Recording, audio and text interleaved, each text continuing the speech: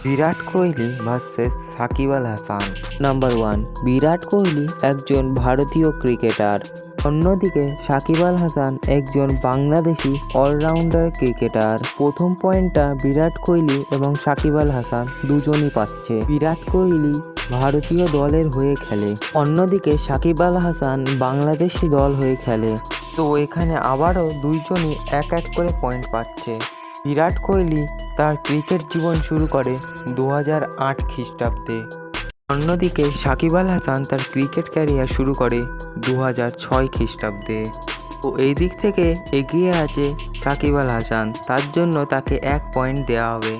বিরাট কোহলি এখনও পর্যন্ত টি-20 ফরম্যাটে 10,000 রান করেছে, অন্যদিকে সাকিব আল হাসান এখনও পর্যন্ত টি-20 ফরম্যাটে মাত্র 3,000 রান করেছে।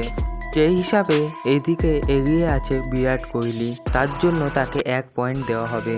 বিরাট কোহলি পুরো পৃথিবীতে অন্যতম একটি জনপ্রিয় ক্রিকেটার, কিন্তু অন্যদিকে বিরাট কোহলির থেকে সাকিব আল হাসানের জনপ্রিয়তা অনেকটাই কম। সেই হিসাবে বিরাট কোহলিকে 1 পয়েন্ট দেওয়া হচ্ছে। বিরাট কোহলির ইনস্টাগ্রামে ফলোয়ার 234 মিলিয়ন, অপরদিকে সাকিব আল হাসানের ইনস্টাগ্রামে ফলোয়ার মাত্র 15 মিলিয়ন। তো এই দিক থেকে বিরাট কোহলি এগিয়ে আছে, তার জন্য তাকে আরও 1 নাম্বার দেওয়া হচ্ছে। ধরতে গেলে আজকের ভিডিওতে বেশি পয়েন্ট নিয়ে এগিয়ে থাকার জন্য বিরাট কোহলিকে বিজয়ী ঘোষণা করা হচ্ছে। আপনার মতে ক্রিকেট জগতে কে রাজা, বিরাট কোহলি না সাকিব আল হাসান? সেটা অবশ্যই কমেন্ট বক্সে জানাবেন।